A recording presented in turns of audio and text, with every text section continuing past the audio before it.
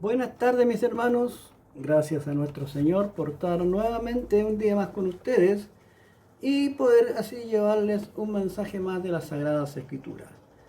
El tema para hoy lleva por título La muerte sustitutiva, y la cita bíblica la encontramos en el libro de Isaías, capítulo 53, versículos 3 al 5. Y leo la palabra del Señor en nombre del Espíritu Santo. En nombre del Padre, del Hijo y del Espíritu Santo. Amén. Despreciado y desechado entre los hombres, varón de dolores, experimentado en quebranto, y como que escondimos de él el rostro, fue menospreciado y no lo estimamos. Ciertamente llevó él nuestras enfermedades y sufrió nuestros dolores, y nosotros le tuvimos por azotado, por herido de Dios y abatido. Mas él fue por nuestras rebeliones, molido por nuestros pecados. El castigo de nuestra paz fue sobre él, y por su llaga fuimos nosotros curados. Amén. Gracias, mi Señor, por tu palabra, que siempre nos está revelando, nos está enseñando y nos está dando muestra de que de todas maneras tú desde siempre nos has estado otorgando un amor infinito. Gracias, Señor.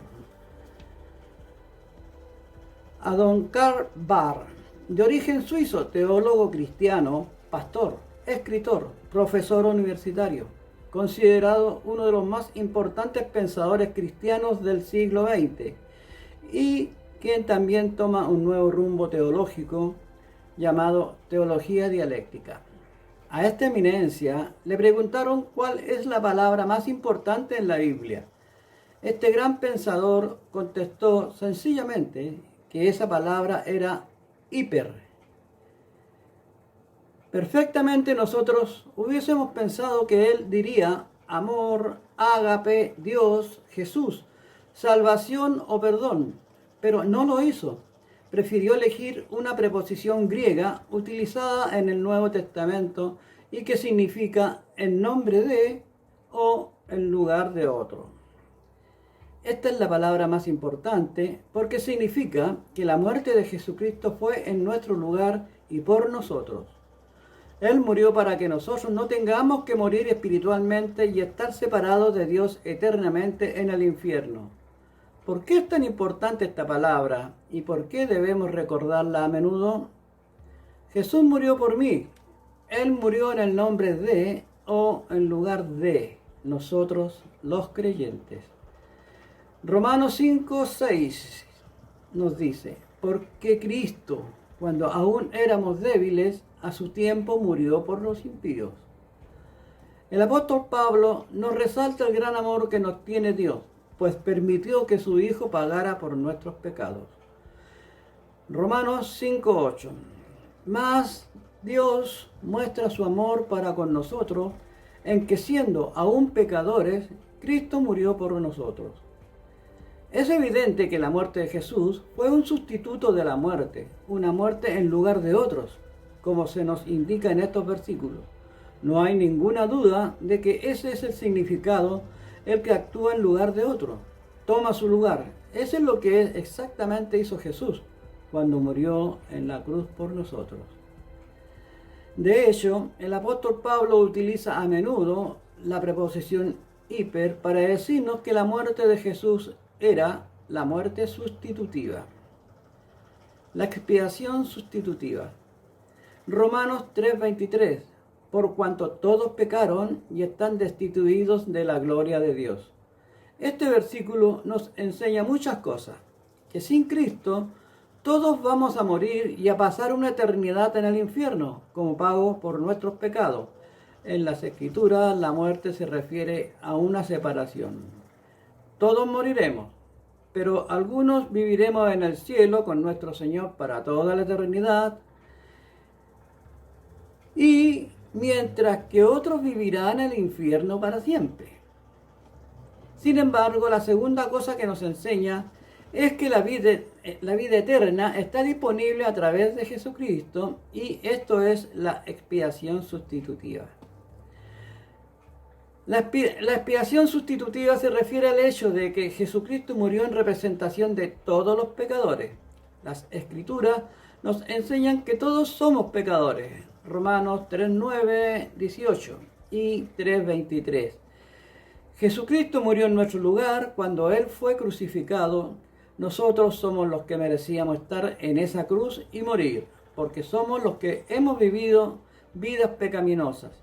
Sin embargo, nuestro Señor Jesucristo tomó el castigo en sí mismo en lugar nuestro. 2 Corintios 5:21. Al que no conoció pecado, por nosotros lo hizo pecado, para que nosotros fuésemos hechos justicia de Dios en él.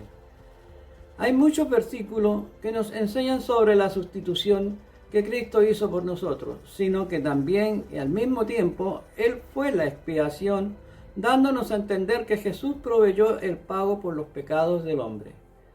El profeta Isaías habla de una forma muy detallada acerca de la venida de Cristo, quien moriría en una cruz por nuestros pecados. Y sabemos que la crucifixión sucedió tal y como fue predicha. Fíjense en las palabras mientras leemos. Mas el herido fue por nuestras rebeliones, molido por nuestros pecados. El castigo de nuestra paz fue sobre él, y por su llaga fuimos nosotros curados. No tenemos la sustitución. Nuevamente vemos aquí a Cristo pagando el precio por nosotros. Nosotros no podríamos haber pagado el precio de nuestros propios pecados, o si lo hubiésemos hecho, simplemente habríamos sido castigados y echados al infierno por una eternidad.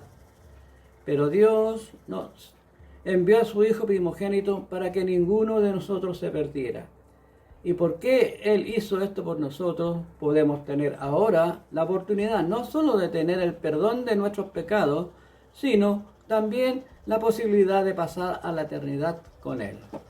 Para que esto sea una realidad, debemos poner toda nuestra fe en lo que Jesucristo hizo en la cruz. No podemos salvarnos a nosotros mismos. Necesitamos un sustituto en nuestro lugar. La muerte de Cristo es la expiación sustitutiva. Terminando ya, mis hermanos, la ley retumbante del monte Sinaí fue como un trueno negro de una nube pendiente sobre la cabeza del pescador. Ellos vivieron con el temor de la divina sentencia sobre ellos, la cual podía caer en cualquier momento. El apóstol Pablo nos dice que Dios tomó la iniciativa de salvarnos del enojo de Dios. Cristo vino y en la cruz tomó sobre sí mismo toda la condenación por los pecados nuestros. Jesús vino y en la cruz tomó sobre sí mismo toda la condenación que merecíamos. Él cargó con todo el castigo con el cual deberíamos haber nacido. La ley declaró: la paga del pecado es muerte. Dios, en la gracia y el amor, a través de su Hijo, pagó la deuda en su totalidad y declaró: porque la paga del pecado es muerte, mas la dádiva de Dios es vida eterna en Cristo Jesús, Señor nuestro. Romanos 6:23. La muerte vicaria o sustitutiva de Jesús, que cuando murió en la cruz, tiene dos logros muy importantes. Primero, en el Antiguo Testamento, para que los hombres lograran ser perdonados por sus pecados, tenían que sacrificar un cordero, y la sangre de este animalito los limpiaba. Pero Jesús, al morir en la cruz, se ofrece como cordero para limpiarnos de todos los pecados de los que en Él creen. Segundo, con su muerte eliminó el pecado. Alabemos al Señor Jesús, porque con su muerte ahora puede habitar en mi espíritu y puedo contactarlo en el momento que yo lo necesite. Para cerrar este mensaje, mis hermanos, escuchemos al apóstol Pablo cuando nos dice: ahora pues, ninguna condenación hay para los que están en Cristo Jesús, los que no andan conforme a la carne, sino conforme al Espíritu.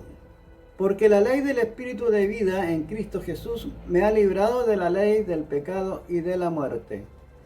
Porque lo que era imposible para la ley, por cuanto era débil por la carne, Dios enviando a su Hijo en semejanza de carne de pecado, y a causa del pecado condenó al pecado en la carne, para que la justicia de la ley se cumpliese en nosotros, que no andamos conforme a la carne, sino conforme al Espíritu.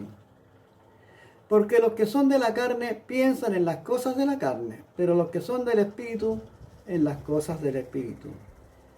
Porque el ocuparse de la carne es muerte, pero el ocuparse del Espíritu es vida y paz. Romanos 8, 1 al 6. Amén.